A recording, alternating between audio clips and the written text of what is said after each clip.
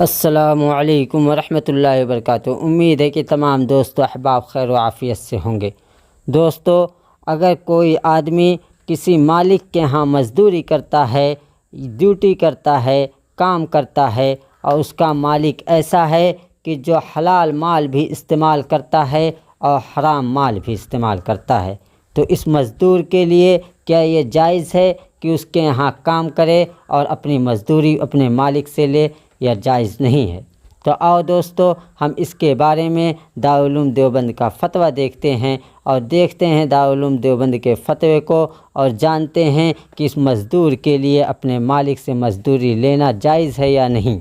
سوال: کوئی آدمی اگر کسی ایسے مالک کی مزدوری کرے جس کا اکثر حصہ یا تھوڑا حصہ حرام مال سے وابستہ ہے، تو اس مالک سے مزدوری وصول کرنا شرعاً کیا حکم ہے؟ جواب: بسم اللہ الرحمن الرحیم۔